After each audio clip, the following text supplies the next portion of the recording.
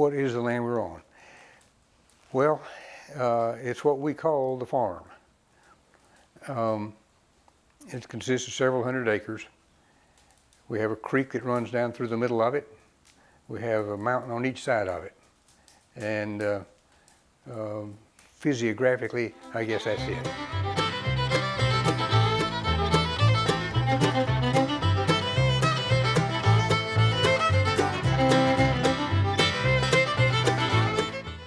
The farm. A magical wildlife sanctuary passed down over generations. Over 300 acres of undisturbed forest. Creator of many memories and stories. The current owner of that land is my grandfather, Charles Moore, or as we affectionately call him, Pop-Pop. Pop-Pop loves to tell stories. When I asked him about the origin of the farm, this is the story that he had to say. Probably goes back to the Wright brothers.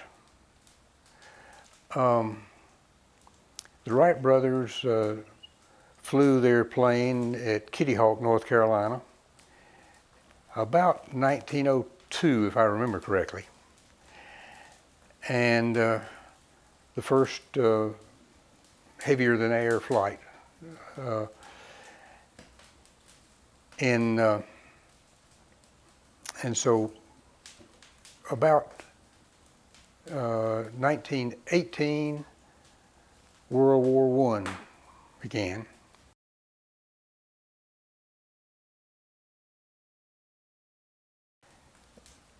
This property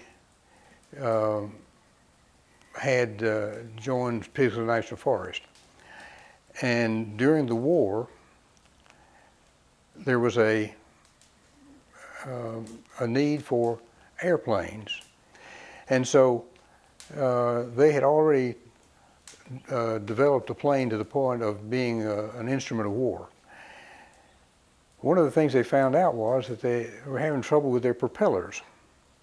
And the airplane propeller needed to be a wood that would not split, and they found that walnut was a good wood to use for airplane propellers.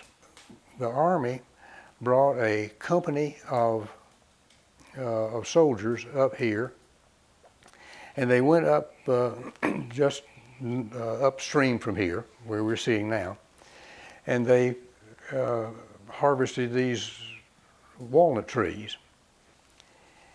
And sometime prior to 1916, my great-grandfather was the editor of the newspaper here. And he was also a Methodist minister, loved being in Brevard, and he went to, he would walk in this area. And at one time, there was a little Methodist church just up the way here, and he played the organ at that church. Well, he had been a printer and lost 2 fingers in a printing press, and he played the organ for the church services up there. In 1916, my father and his family moved here, and my great-grandfather was living here at that time, and so he kind of introduced them to the area. And on Sunday mornings they would go to church, and on Sunday afternoon they would all take a hike, or a walk they would call it, and they would walk from downtown out to this area and this property, and they would go on up through here and enjoy an afternoon of hiking and walking and picnicking before going back to town for the evening church services.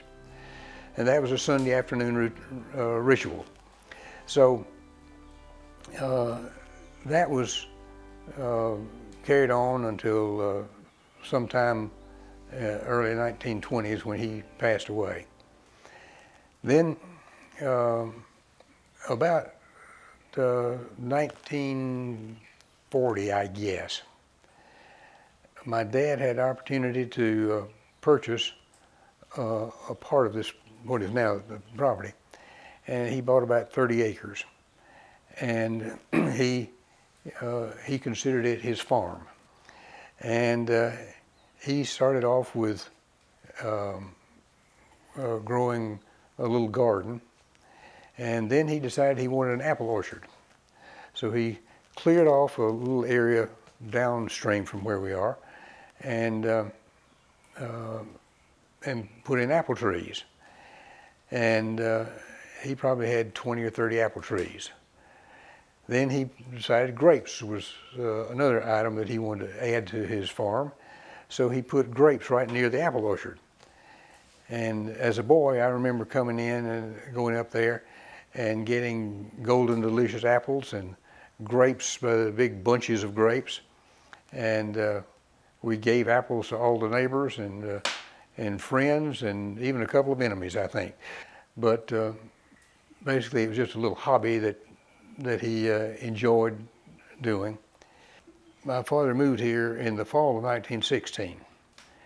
In the spring of, or summer of 1916, there was a flood. It rained the proverbial 40 days and 40 nights here. And the rain was so long, endured so long, that all the streams in this immediate area became flooded, and this little creek here, the water rose up so high that it washed away that little church. And the only thing that remained of that church was they found one little piece of that organ up on the side of the mountain here. Well, this was a little community in here, and there were enough houses to warrant having a little church here, and the houses were very small little cabins, and the families that lived here had their own little, what we would probably call a mini farm now. They would have a little area where they would grow corn and vegetables, other vegetables, and things that you would find in a garden. And they frequently had cows and chickens and pigs and their own little farm that they could live off of the land, so to speak. So that was prevalent in this little area right in here. And in a fairly small area, you had maybe a dozen of these little farms. And one by one, the people moved out from here. So the houses were not maintained, and over time they all just were demolished or they rotted away. This cabin where we are now was the one remaining cabin. And about 20 years ago, 18, 20 years ago, a couple decades ago, I was coming up here, and my dad liked this cabin. He would come up and sit on the porch and meditate and cogitate, and he would just enjoyed coming up here. And so he had passed away by this time, and I liked the cabin myself, and I said, well, let me take a look at the cabin. But by that time, I had the idea that I would like to make this into a little family cabin that we could use and that my grandchildren could use. And I can go on and on about what we have done in here, but we tried to keep the outside looking as it did 50 or 75 years ago. And we've basically maintained that. We did add on a little bit at the back and made a room for what we call the kitchen. And so we've got a little extra room than the people who lived here earlier. But the cabin now has a little more room, and so this is kind of a meeting place for our family now. well, let me back away from the cabin a minute. And my dad bought 35 acres initially, I think in somewhere 32, 35 acres. And then he had the opportunity later on to purchase several hundred acres. And so he added that. It was contiguous to the other piece. The cabin was on that additional property. But we've tried to keep it open. A number of the fields that were here originally, we tried to keep them mowed and open, and so that it's not totally forest land. And he built a picnic shelter. My dad built a picnic shelter, which finally was no longer usable, so we built a new picnic shelter and so forth. So we've been working on various aspects of this. There was no electricity here. My dad did not want electricity here, and so we didn't have electricity. My dad was a photographer and an amateur botanist, and he verged on a professional botanist. I mean, he knew his plants and the plant physiology and the whole works. He was really knew his business there. But he would collect plants and bring them to the farm and plant. And he planted, there are plants here even now that are extremely rare. One is called Franklinia. It was discovered by William Bartram down on the Altamaha River in southern Georgia. Well, my dad wanted a Franklinia, so he got some from the Bartrams and planted it here, and it's still living down the way here. And incidentally, Bartram was a friend of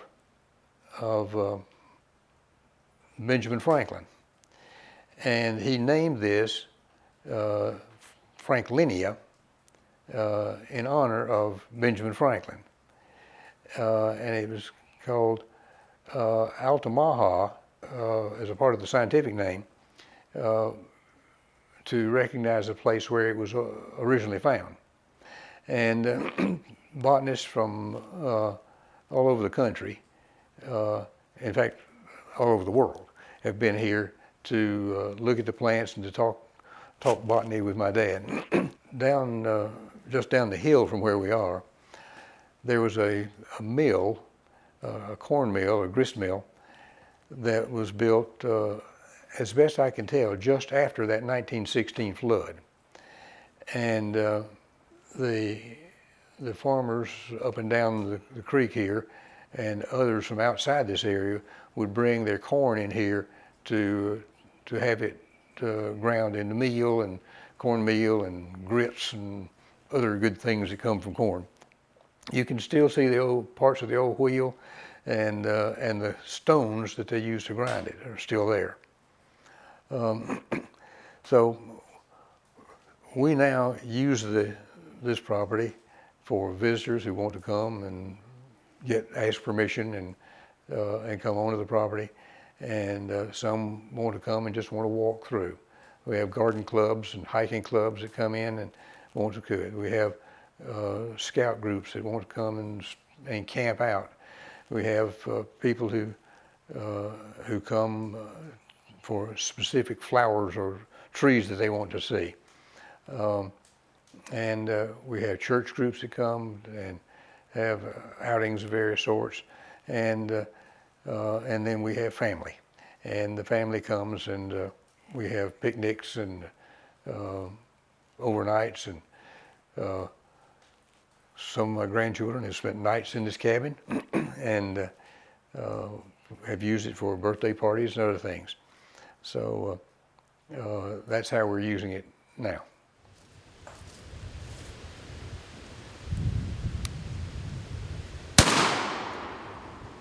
One of the biggest problems with owning a large wildlife sanctuary are poachers. My great-grandfather came up with an ingenious solution to this problem.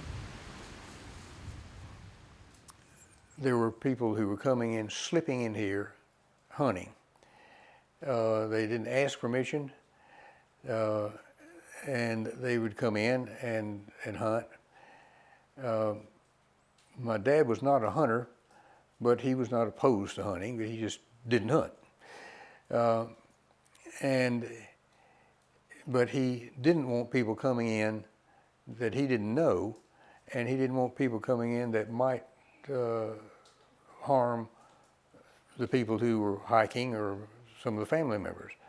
So he was concerned about this, and he would, from time to time, he might catch somebody here, but it really wasn't a successful situation. So one day he was talking to the man who was the Railway Express agent.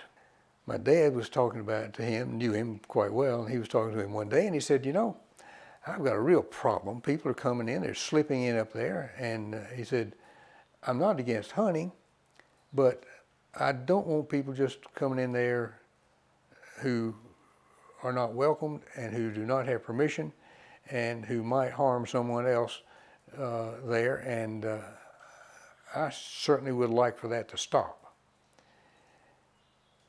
There was a little pause, and the fellow said, well, if you need somebody to help you up there, he said, are you saying you'd like somebody to hunt on it? My dad said, yes. He said, would you be interested in hunting up there? He said, I would. He said, so they agreed that he would come up and he would be the sole person to hunt. He was allowed to bring his sons, but that was pretty much it. And there were restrictions on what he could do and what he couldn't do, but basically he had free reign, and he could come anytime he wanted to come. But the main thing he had to do was to keep all these other people out. Well, there were a few of them that tried it. And they went to the Gray Bar Hotel. Didn't take but a few, but there was still little attempts from time to time. And that man was up here at all hours of the day and night. Nobody knew when he was going to be here. I don't know when he got any sleep. But the poaching or coming on the property without permission stopped abruptly. And we haven't had a major problem since. Had a couple of little problems, but no major problems since then.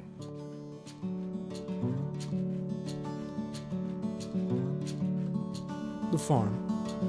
A huge part of my childhood and a huge contributor to who I am now. Will never leave my heart.